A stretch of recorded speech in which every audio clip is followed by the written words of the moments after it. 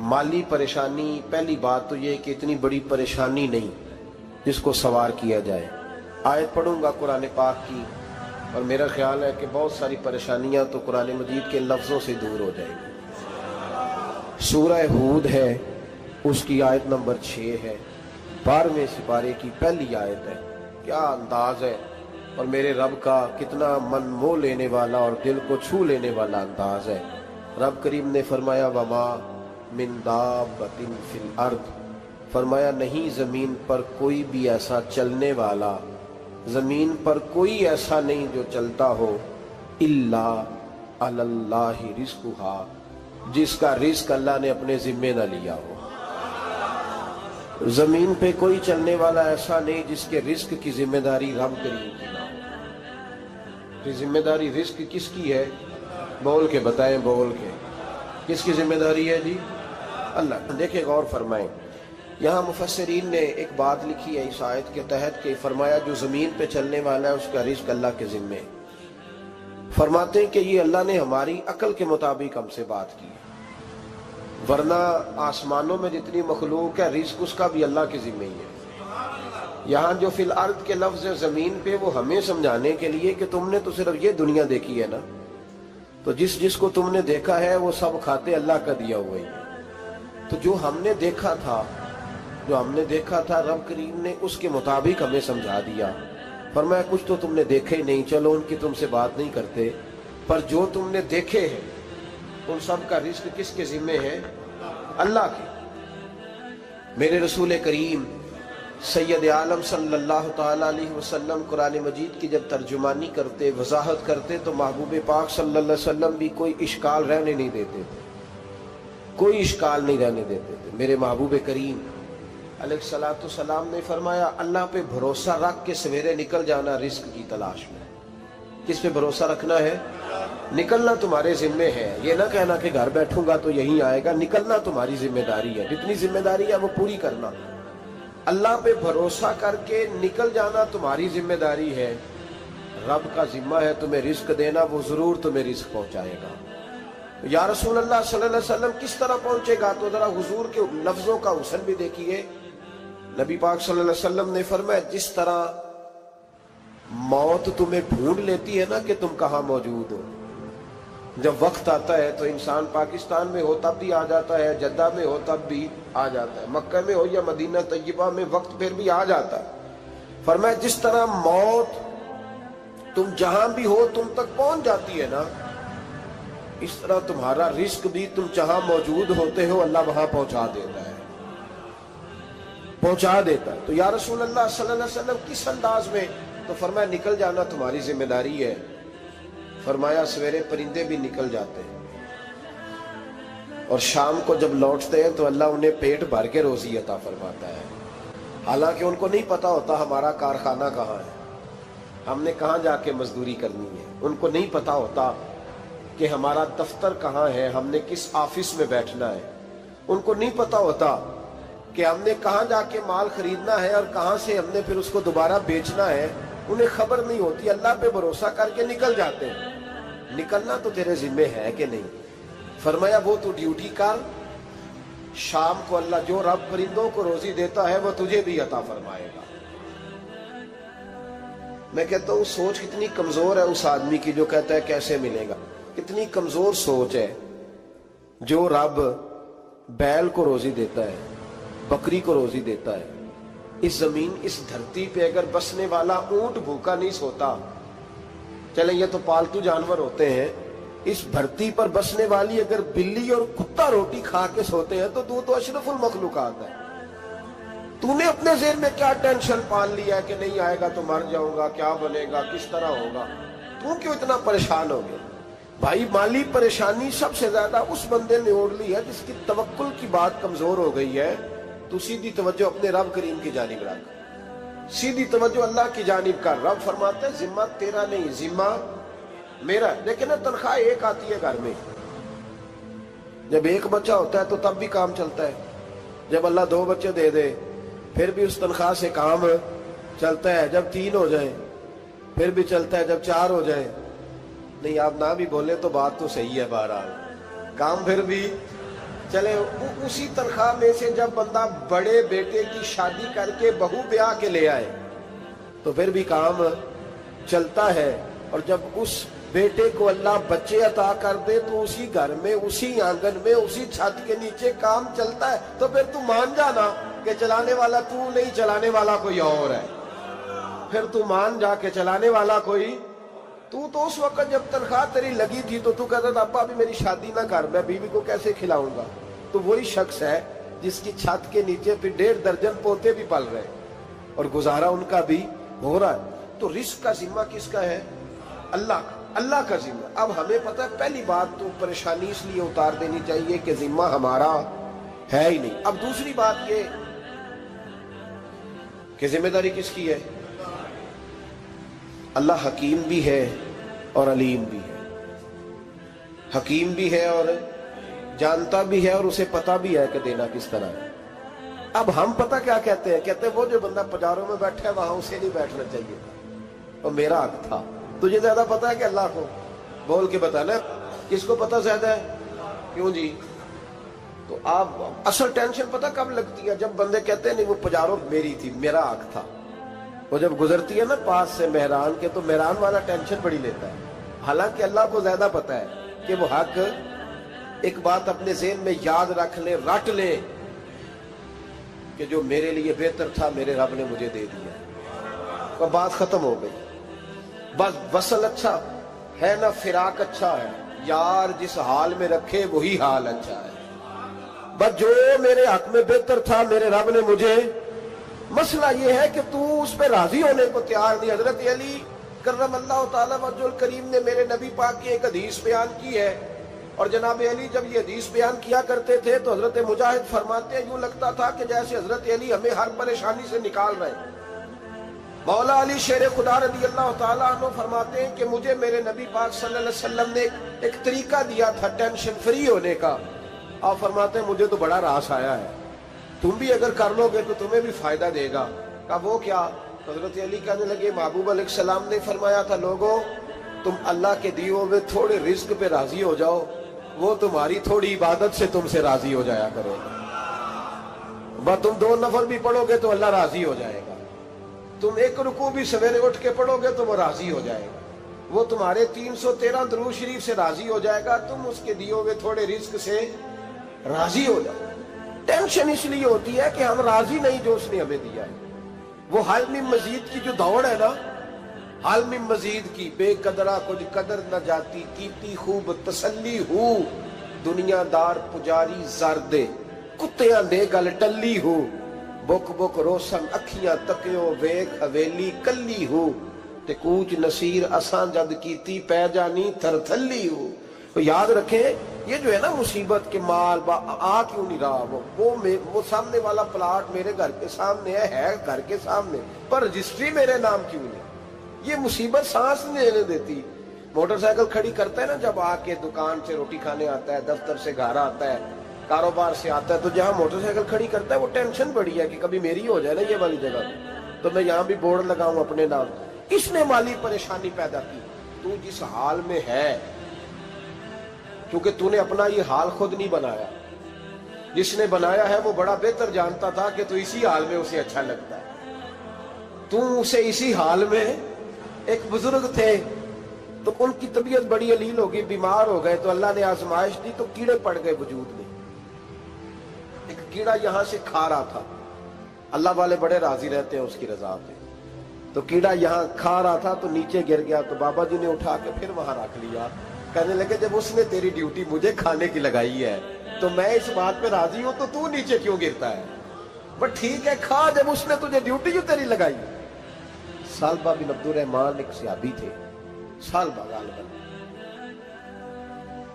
نبی پاک صلی اللہ علیہ وسلم کی خدمت میں آئے، کہنے لگے یا رسول اللہ صلی اللہ علیہ وسلم غربت بڑی ہے، میرے لیے دعا کریں اللہ زیادہ مال دے۔ تو محبوب صلی اللہ علیہ وسلم نے فرمایا تو جس حال میں اچھا ہے وہ تیرے لیے بہتر ہے، اس میں تو ہے وہی حال تیرے لیے۔ مشکل ہے نا یہ جواب سننا۔ کہتے پیر صاحب فلاں جگہ سے تویز آیا، وہاں تو وارے نے آرے ہو گئے، تو آپ کے ہاں؟ تو میں کہتا ہوں یہ تویز دینے والا اگر تویز دے کے امیر بناتا ہے تو پہلے خود کیوں نہیں بنتا؟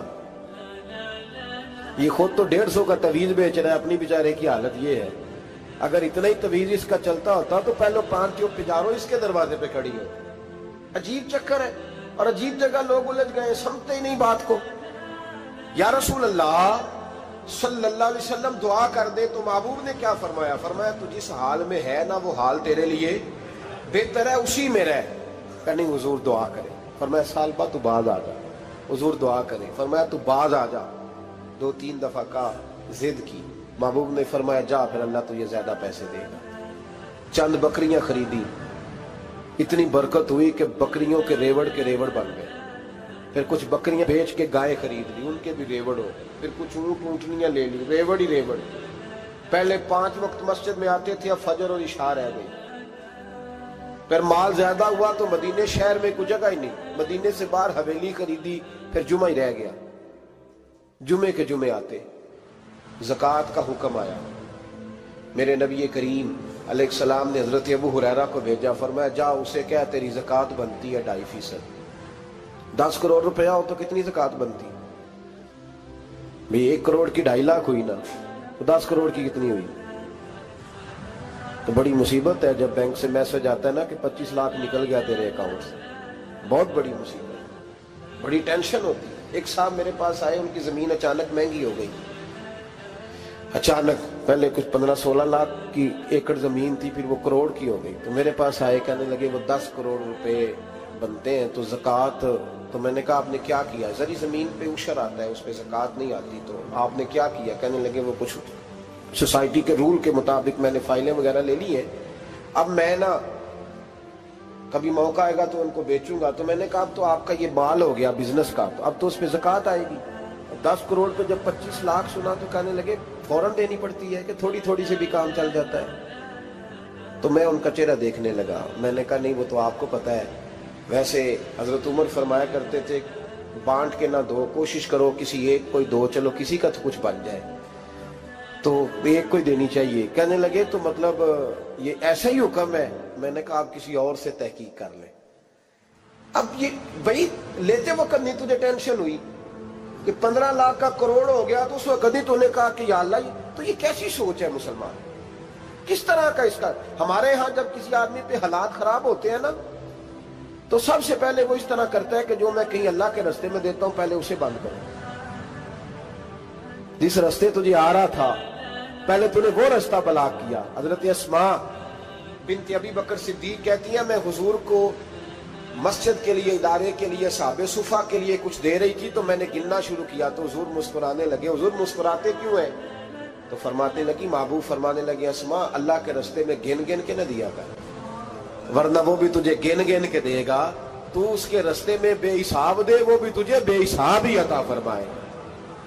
لیکن پہلے یہ والا پہلے دروازہ بند کرو، یہاں سے پیسے ختم ہو رہے ہیں، تو اس طرح کرنا بھائی۔ اس دفعہ سوٹ ذرا گرمیوں والے نہ خرید، لیکن جو تو اللہ کے رستے میں دے رہا ہے اسے دیتا رہے۔ لیکن ہم اپنا نقصان کرتے ہیں، زیادتی کرتے ہیں اپنے ساتھ۔ میں نے آپ کو پہلے بھی بتایا تھا پیار کی بولی ہے، پھر بولتا ہوں۔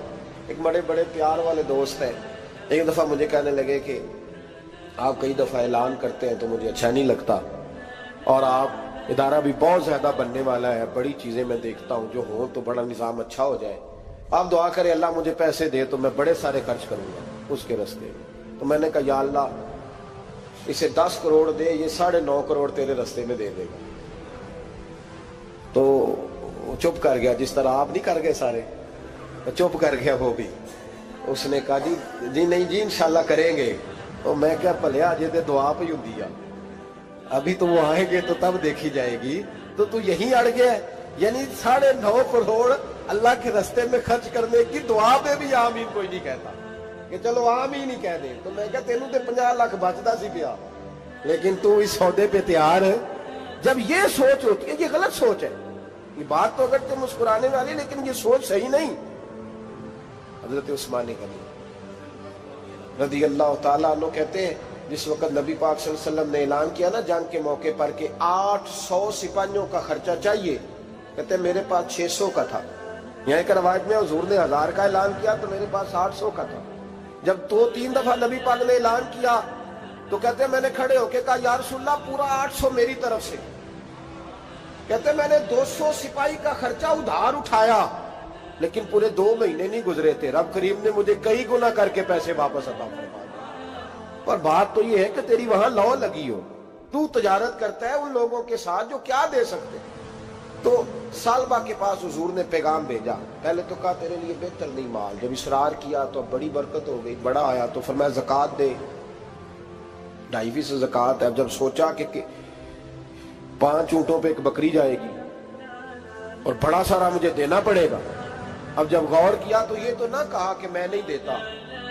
حضرت ابو ہریرہ سے کہنے لگے نبی کریم علیہ السلام کی خدمت میں عرض کرنا کہ میں خود آؤں گا۔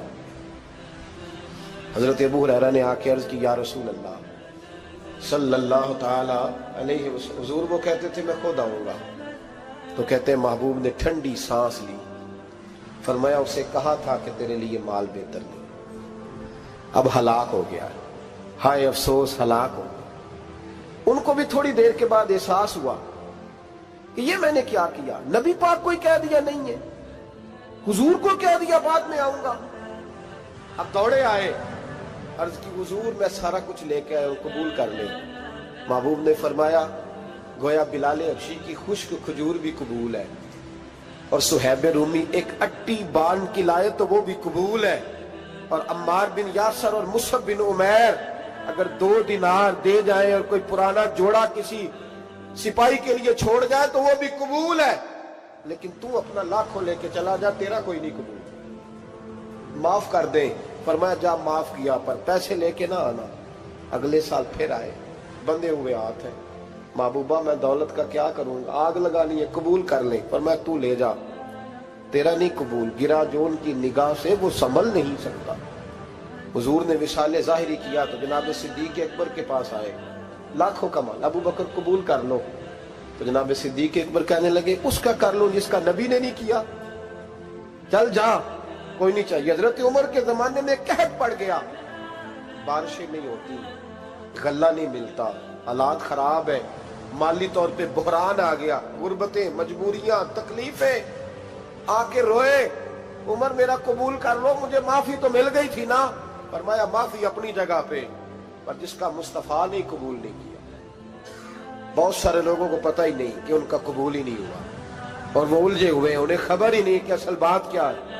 فرمایا جس کا مصطفیٰ کریم نے قبول نہیں کیا، اب ہیرے اور جواہرات بھی لے کے آئے تو بھوکے مریں گے، پر اس کا قبول، اس بات پہ راضی رہو اس حال میں اللہ نے رکھا ہوا، اس حال میں راضی رہو۔ جو مصیبت ہے نا دیکھنی کہ وہ بھی میرے پاس، تمہیں کیا پتا، کبھی پوچھ تو صحیح اس سے وہ کس مصیبت کا شکار ہے، جو مالی طور پہ بڑا امیر ہے، تو اس کی طرف دیکھ کے اپنا دل برا کرتا ہے۔ بس جس حال میں رب نے رکھا ہے اس حال میں رہ۔ حضرت عثمان غنی کے زمانے میں تو وہ وصال کر گئے، لیکن بھائی تو جس حال میں تیرا رب تجھے رکھتا ہے اس حال میں رہ، تیری مالی پریشانیاں ختم ہو جائیں۔ میں نے پہلے بھی شاید آپ کو ایک دفعہ کہا تھا، میں تعلیم سے فارغ ہوا تو میرے ایک استاد اور میرے کچھ دوست کہنے لگے افریقہ آ جائیں آپ، وہاں ایک بہت بڑا ادارہ ہے، اس کو چلائیں، اس کو سنبھالیں۔ میری والدہ سے میں نے کہا، اس طبیعت ہوتی ہے نا انسان کی، میرا بھی دل لگ گیا۔ میری اماں پڑھی نہیں تھی لیکن اللہ نے دانائی بڑی عطا فرمائی تھی، حکمت بڑی تھی، سیانی بڑی تھی۔ تو میں نے کہا اماں جی تو مجھے ساؤتھ افریقہ کی دعوت ہو رہی ہے، تو آپ کیا کہتی ہیں؟ تو اٹھ کے میرے پاس آ گئی اور مجھے انہوں نے اپنے بازوؤں میں لے لیا، پھر میرا ماتھا چوما، کہنے لگی پتر میں تے وال بھی نہ پوٹ کے دیوا کسی نے، ہم نے دولت کا کیا کرنا، تو اللہ کا نام لے کے کہیں بیٹھ جا، رب کریم رونقیں لگا دے گا، خیر ہو جائے۔ تو میرے بھائی یاد رکھیں ان چیزوں سے تھوڑا سا دیکھیں نا، قناعت کریں، جو اللہ نے دیا اس پہ راضی ہو جائیں، اللہ بڑا مہربان ہے، وہ آسانیاں کر دیا کرتا ہے۔ تو یاد رکھیں میرے رسول کریم علیہ السلام نے ایک تو ہمیں درس یہ دیا ہے کہ تو سمجھ جا، قرآن نے ہمیں بتایا ہے کہ روزی تیری ذمہ داری نہیں، روزی کس کی ذمہ داری ہے؟ اللہ کی۔ اور دوسری بات یہ کہ جو اللہ نے تمہیں دیا ہے اس پہ تو راضی ہو جا، تیری مالی پریشانیاں ختم ہو جائیں۔ اور پھر حضور صلی اللہ علیہ وسلم نے فرمایا مذہبی طور پر جب دیکھو تو آگے دیکھو، اور دنیاوی طور پر جب دیکھو تو پیچھے دیکھو، پریشانی ختم ہوگی۔ مذہبی طور پر جب دیکھو، جو 5 نمازیں پڑھتا ہے وہ تہجد پڑھنے والے کو دیکھے، اور جو تہجد پڑھتا ہے وہ اشراق چاشت پڑھنے والے کو دیکھے، اور جو بندہ اشراق اور چاشت پڑھتا ہے پھر اس کو دیکھے جو سارا دن مصطفیٰ پہ درود پڑھتا ہے۔ ऊपर ऊपर देखे कि मैंने और नेक होना है और नेक, और जब माली मामला है तो फिर नीचे देख। अगर तू बैठा ना बाजारों पे तो फिर टूडी वाले पे नजर कर, उसका क्या हाल है। और अगर तू वहां बैठा है तो देख मेहरान वाला भी तो गाड़ी चला ही रहा है ना। और अगर तू वहां है तो मोटरसाइकिल वाला देख, और तू वहां है तो फिर साइकिल वाले पे नजर, और अगर तू साइकिल वाला है तो पैदल वाले को देख, अगर तू किराए के मकान में रहता तो फिर झोंपड़ी वाले को देख, और अगर तू झोंपड़ी में रहता है तो फिर भी परेशान ना होना। कुछ ऐसे भी हैं जिन्हें झोंपड़ी भी नसीब नहीं, जो सड़क पर लेटे हुए। और अगर तू तंदुरुस्त है ना तो कभी जाके अस्पताल में देख हाल क्या है, लोग किस हाल में। तो हम शुक्र नहीं अदा करते, उसका नुकसान क्या होता है, नेमतें चली जाती हैं। अल्लाह फरमाते लाइन शकर तुम लाज़ीदन्नकुम, तो शुक्र अदा कर मैं नेमतों में इजाफा कर दूं। तो भाई माली परेशानी का तीसरा सबब यह है कि हम देखते हैं माली तौर पर ऊपर, तो फिर हमें तबीयत बिगड़ती है। और फिर माली परेशानियों के कुछ और असबाब भी हैं। इमाम शाफी फरमाते हैं जिन घरों में लोग फजर की नमाज के वक्त सोए होते हैं उन घरों में रिस्क नहीं आता। आप फरमाते हैं फजर का वक्त अल्लाह के देने का वक्त है, उस वक्त अल्लाह बांटता है। हुजूर सल्लल्लाहु अलैहि वसल्लम का फरमान है ना हदीस में कि तहज्जुद के वक्त अल्लाह पहले आसमान पे नुज़ूल इजलाल फरमाता है जो उसकी शान के लायक है तहज्जुद के वक्त, और वो कहता है मांगो मैं तुम्हें अता करूंगा। लेने की बारी आए तो बंदा समेट समाट के अंदर घुस जाए। हमारे यहाँ ये होता है कि शाह के बाद बच्चे बैठते हैं मोबाइल लेके, तहज्जुद का वक्त आता है तो उनकी आंखें बंद होनी शुरू होती, तो लेने के वक्त तो तू सोया था, तेरा मसला कैसे हल होगा भाई। जब कोई आदमी खैरात बांट रहा हो तो जो प्याला पीछे कर ले उसे मिलेगा। कहते उस वक्त आना जब मैं बांट रहा था, अब तो किधर आ गया है। मिसाल दे रहा हूं। तो फजर का वक्त मांगने का है, तो सारी रात तो गुजर गई गेमें खेलते टीवी देखते, और जो लेने का वक्त था तू सो गया, तो कैसे आएगा तेरे पास।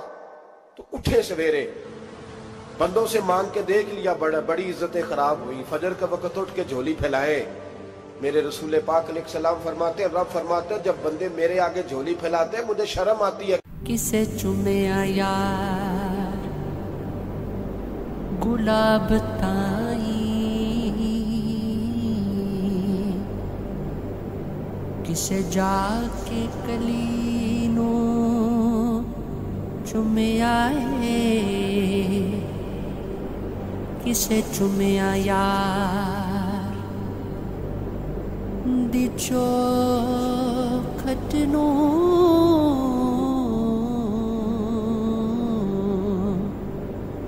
किसे जाके गली नू चुमे आए, किसे चुमिया हाकिमे वो सताई,